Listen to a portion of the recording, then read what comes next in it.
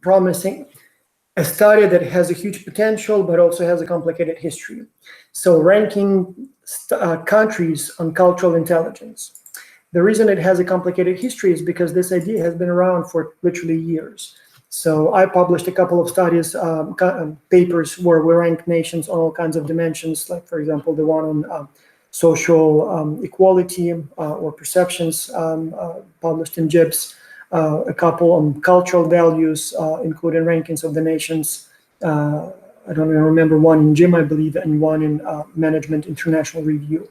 And so obviously the idea to rank nations on cultural intelligence has been around for years and years, ever since we started measuring cultural intelligence in the X-Culture project and developing our own cultural intelligence instruments, which we have done one BCIQ with Ilan and Michelle and Judith, and then another one, what I call the quasi-observational instrument.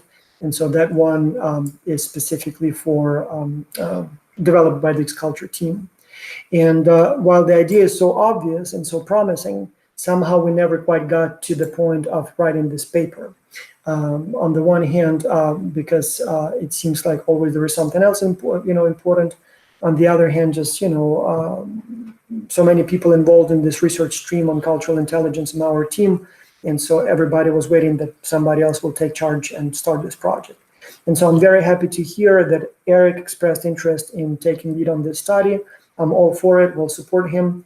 And so the way I see this study, and let me share the screen here, at least initially, I thought it can be as simple as having a list of countries with the scores on cultural intelligence, just like the Hofstadter's paper or book gives you a list of 40 countries and gives you indices on individualism, power distance, uncertainty avoidance, masculinity, or the Globe study ranks, I think, what is it, 56 or 64, I believe, in the latest edition countries on the 8 dimensions that they have.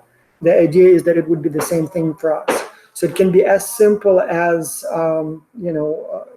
here is the data. We have about 20,000 observations, about 40 or 50 countries. So we literally just took the average for each country, and here is the table with the results. Or it can be a little bit more sophisticated, so we can try to explain why we see those differences. Is it perhaps maybe countries that are more multicultural? Maybe they're also more culturally intelligent.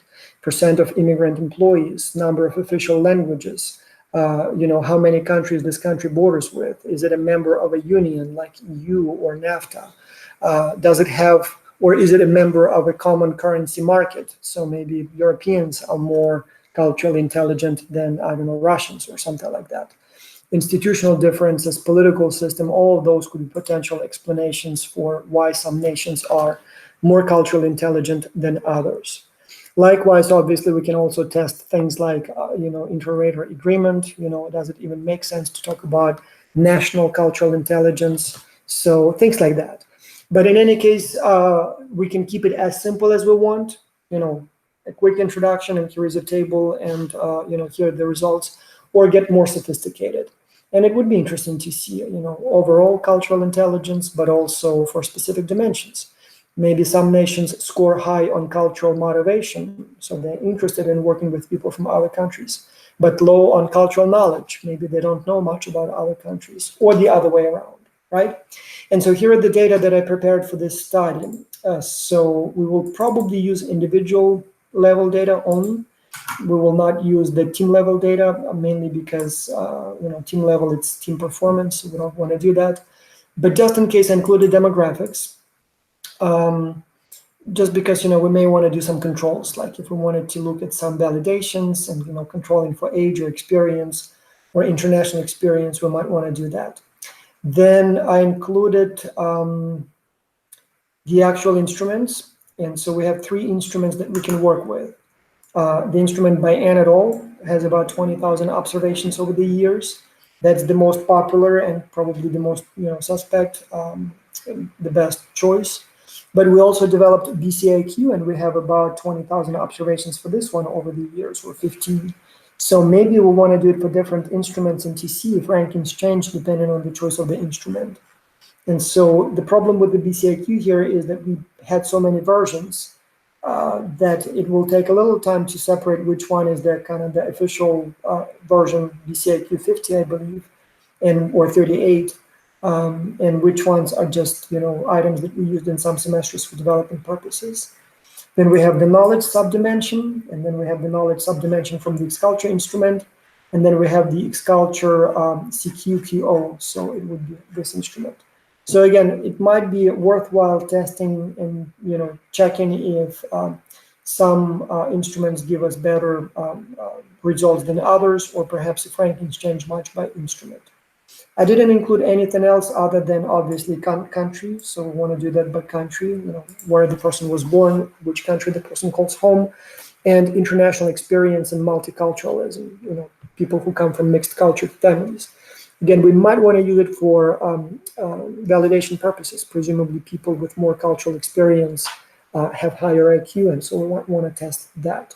So the rest, I didn't include any of the other variables, but if needed, let me know, we can add it. Same thing with the individual, with the team level construct. If you think we might need it, let me know, we can include it. But for now, I assume we only look at the individual data grouped or aggregated to the country level. All right, so let's see where it leads us. The beauty of this study, by the way, is that we are not testing a hypothesis, so we're not trying to prove anything. So we just rank nations on culture, and whatever the data tells us, that's what it is. If Americans turn out to be the most culturally intelligent, great. If they turn out to be least culturally intelligent, great. It doesn't really matter. So we just report what the data tell us and give those rankings so people can use it later in studies where they need to rank nations on cultural intelligence.